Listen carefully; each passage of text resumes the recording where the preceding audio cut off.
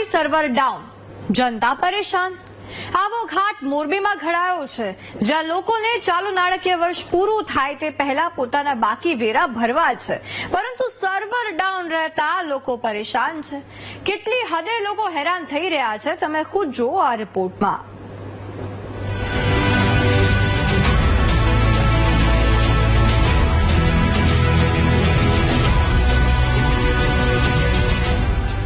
ચાલુ નાણાકીય વર્ષ પૂરું થવાને હવે માત્ર 9 દિવસ જ બાકી રહ્યા છે, છતાં મોરબી મહાનગરપાલિકાની કચેરીમાં નગરજનોની લાઈનો જોવા મળી રહી છે, અને તે પણ બાકી વેરા ભરવા માટે।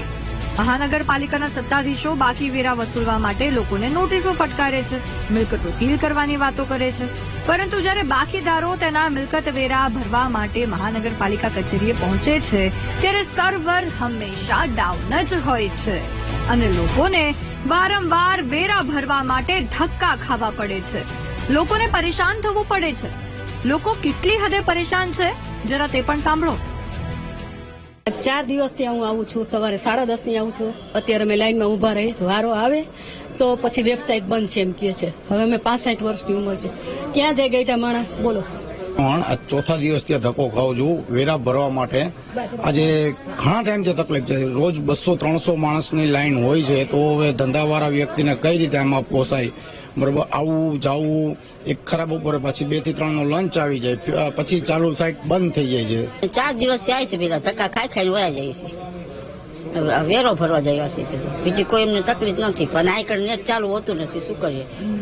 8 વાગ્યાના આવી કે 9 વાગ્યા, આજકાલ 9 વાગ્યાના અમે આવીને બેઠા છે।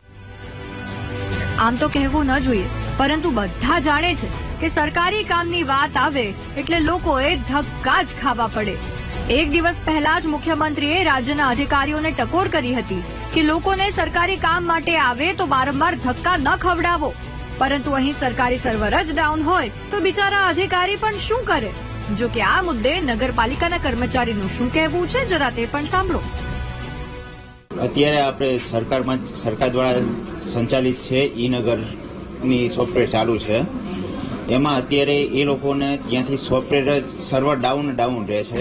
એના માટે આપણે અત્યારે વ્યવસ્થા કરીએ, સાંજે 8 વાગ્યા સુધી ટેક્સ લઈએ છીએ અને 8 થી 9 બ્રેક પાડીએ છીએ, અને 9 થી 11 વાગ્યા સુધી આપણું ટેક્સ કલેક્શન સ્ટાર્ટ જ હોય છે। કોઈને રાત્રે ભરવું હોય તો એ છુટ્ટી હોય છે। લોકો એવી માંગ કરી રહ્યા છે કે આજે ઓનલાઈન છે એની જગ્યાએ મેન્યુઅલ કરવામાં આવે તો જે લોકો 3-4 દિવસથી ધક્કા ખાય છે તેમાંથી તેને રાહત મળે। પણ મેન્યુઅલીમાં એવું છે કે અમારે જ્યારે 2-3 વર્ષ પછી ઓડિટ પાડા જે આવે છે, એમાં મેન્યુઅલી પહોંચ અને જે ઓનલાઈન પહોંચ હોય છે, 2 થાય તો ડબલ કલેક્શન થઈ ગયું કહેવાય। એના વાકે સરકારમાં એનો જવાબ આપવો થોડોક ઓડિટ પાડામાં અઘરો થઈ જાય છે, એના વાકે નથી કરી શકતા। જન્મ મરણના દાખલા હોય, આધાર કાર્ડ હોય કે વેરા વિભાગ હોય, દરેક જગ્યા પર બસ લોકોને કામ કરાવવા માટે ધક્કા જ ખાવા પડે છે। જો કે હાલ તો તંત્રએ વેરા ભરવા માટેના સમયમાં વધારો કર્યો છે।